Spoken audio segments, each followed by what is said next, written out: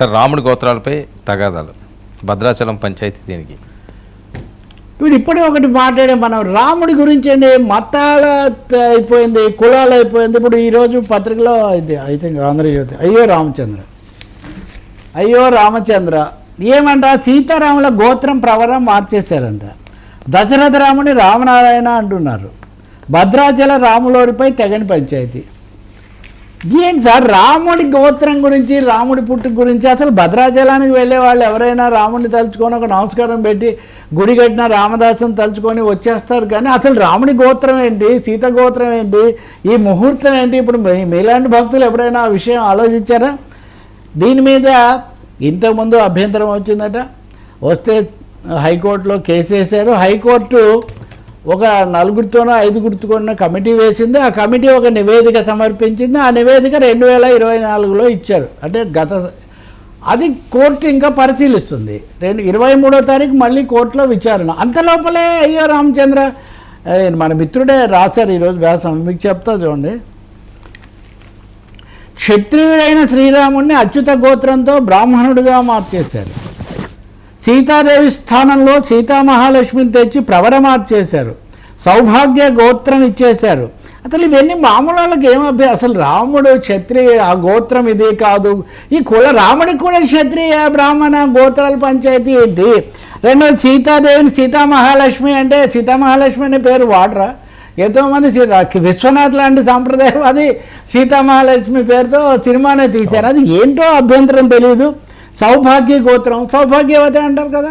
ఒకటి కాదు చెప్పాలంటే, విష్ణు పురాణం, భాగవతం తదితర గ్రంథాల ప్రకారం క్షీరసాగర మథనంలో లక్ష్మీదేవి ఆవిర్భవించిందంట. ఆ సమయంలో ఆమె స్వయంగా మహావిష్ణువు తన నిత్య సహచరుడుగా భర్తగా ఎంచుకుందంట. అలాంటప్పుడు ఆమె సౌభాగ్య గోత్రోద్భవి ఎలా అయింది? నేనంత పాండిత్యము ఈ వీటి చర్చలోకి నేను పోవట్లేదు. ఇక్కడ లక్ష్మీదేవి ఎలా పుట్టారు ఏంటి సముద్ర మథనంలో అని పోతన అద్భుతంగా రాస్తారు. అక్కడ ఒకసారి ఎప్పుడో ఇది కూడా సరే, ఆ విషయాల తర్వాత మాట్లాడదాం. కానీ ఇక్కడ సమస్య ఏమంటే, సీతనైనా రాముడిని రామనారాయణ అంటే నారాయణ అవతారం అనే కదా అందరు భావిస్తారు. ఎందుకు ఈ విధమైన అభ్యంతరాలు పెట్టి, అంటే మతాల మధ్య ఉన్న గొడవ చాలక మతాల్లో దేవుణ్ణి పూజించే భక్తుల మధ్య కూడా దేవుడి గోత్రాలు వీటన్నిటిని పెట్టి ఎందుకు? ఒకప్పుడు ఉండేది అట్లా.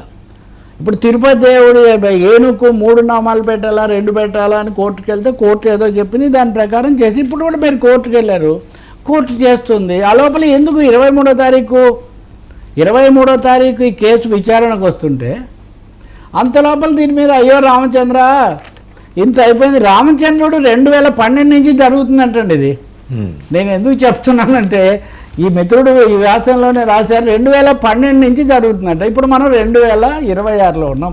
14 ఏళ్ల నుంచి భక్తులకు కానీ పూజారులకు కానీ లేదా ఆచార వ్యవహారాలకు కానీ ఎవరన్నా దాని గురించి నొచ్చుకున్నారా? ఎందుకు లేనిపోని భద్రాచల రాముని కూడా ఈ పంచాయతీలోకి తీసుకొని రావటము, దాని గురించి పెంచటము? ఒకవేళ మీకు తేలకపోతే కోర్టులు చెప్తాయి, లేదా పద్ధతులు ఉంటాయి, వాటి ప్రకారం వెళ్తుంది. ఏదో ఒక విధంగా దేవుడి పేరుతో, మతం పేరుతో, విశ్వాసం పేరుతో వాటి మధ్య విభేదాలు పెంచే ఈ లక్షణాలు, ఇందులో మళ్ళీ కులం తేవటము. ఎవరు తెచ్చారు? నేనేమి ఆయన ఏమంటలే, ఆయన నమ్మకాలు ఆయనకు ఉండొచ్చు, కానీ ఇది మటుకు ఏమాత్రం మంచిది కాదు. భద్రాచల రాముడు మొన్న నేను ఒంటిమిట్టకు కూడా వెళ్ళా. వాస్తవానికి అది చాలా ప్రాచీనమైంది. 2 రాష్ట్రాలేక వాళ్ళు ఒంటిమిట్టలో ఆంధ్రప్రదేశ్లో చేస్తున్నారు, ఇక్కడ ఇది చేస్తున్నారు.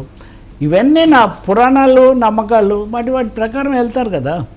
అంటే గోత్రాలు ప్రవర మార్చి అసలు రాముడికి గోత్రము లేకపోతే రాముడికి ఏదో సరే ఒక సూర్యుడు సమస్త జీవులకు తాను ఒక్కొక్క రీతి అన్నట్టుగా దేవుణ్ణి అనేక మంది అనేక రూపాల్లో కొలుచుకుంటారు. సార్ నేను ఎప్పుడు శ్రీకాళహస్తి గురించి చెప్తూ ఉంటాను.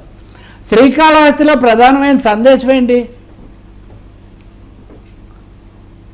హస్తి ఒక విధంగా పూజించింది, స్త్రీ ఒక విధంగా పూజించింది, కాళము సర్పం ఒక విధంగా పూజించింది. ఇవన్నీ కానీ ఆదివాసీ లేదా గిరిజనుడు అయినా కన్నడు తిన్నడు ఇంకో విధంగా పూజించాడు.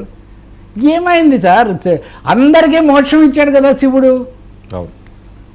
సాలెపురుగు స్త్రీ దాని ఉద్దేశంలో దైవస్వరూపం ఎలా ఉంది? లేకపోతే ఏనుగు తెచ్చి నీళ్లు చల్లిన ఎవరు చూశారు దాన్ని? కాబట్టి మానవ సేవ మాధవ సేవ అని మాధవ సేవ చేసుకోవచ్చు, మానవ సేవ చేసుకోవచ్చు, కానీ వీటిని పెంచి వాడు మొన్న ఒక ఆయన సోముల వారు ఆయన ఎవరు శంకరుడికి విష్ణువుకు మధ్యలో పెట్టే ఒక ప్రయత్నం ఒక సోముల వారు చేశారు. సార్ ఎందుకు ఇవన్నీ శివకేశవ అన్నీ అది శివకేశవ వివాదం, కనీసం తిక్కన కాదు. ఇది రాముడి దగ్గరే, రాముడు నారాయణుడు కాదని ఎవరన్నా అంటారు, ఎవరు అనరు. ఇంక ఈ సమస్య ఏముంది ఇంకా?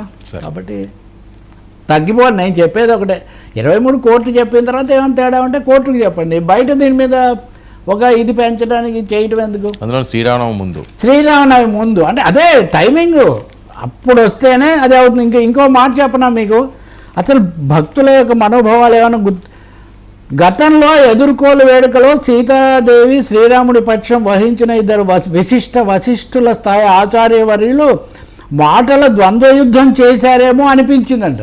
అంటే ఎదుర్కోళ్లలో మామూలుగా సరే ఎందుకు సార్ ఇంత సూక్ష్మాతి సూక్ష్మ కేశఖండ పరిశీలన ఎందుకు సార్ ఇది చేయటం? హెయిర్ స్ప్లిట్టింగ్ లాగా భక్తులు ఏదో వెళ్తారు, నమస్కారం పెట్టుకుంటారు.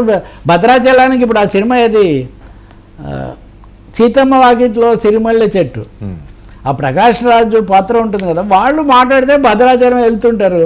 అక్కడ మురళీమోహన్ ఆ పాత్ర ఎమ్మెల్యే పాత్ర, ఆయన కోపంగా ఉంటే చెప్తాడు అతను, ఏముంది సార్ మనం ఏదో నమస్కారం పెట్టుకొని వస్తే పోయేదానికి ఈ కాసేపట్లో ఈ కోపతపాలు, ఈ తగాదాలు, ఈ చికాకులు ఎందుకని చాలా అది పాటించాలి తప్ప. రామదాసు గుడి కడితే, నేను ఇదొక్క చివరి మాట చెప్పి ముగిస్తా వర్మ. రామదాసు కప్పం డబ్బుతో గుడి కట్టాడని తానిషా అరెస్ట్ చేశారు, జైల్లో పెట్టారు. తర్వాత రాముడే వచ్చి కప్పం కట్టి విడిపించుకున్నాడు రామదాసును. అవును, కప్పం కట్టి విడిపించుకున్నాడు. రాముడేం మహిమ చూపించలా. అలాగే తానిషా కూడా రాముడి గుడి ఎందుకు కట్టావు, మసీదు ఎందుకు కట్టలేదని ఆయన ఏమల్లా. సో రాజ్యమే, ప్రజలే, రాజు రాజే, ఎవరి పాత్రలు వాళ్లకు చాలా క్లియర్గా ఉన్నాయి. వీటిని గజిబిజి చేసి వీటిలో మన నమ్మకాలు వీటన్నిటిని జొప్పించి అదేదో తగాదా చేయటం మటుకు ఏమాత్రం, అది కూడా శ్రీరామనవమి సమయంలో మీరు అన్నట్టు. అవును.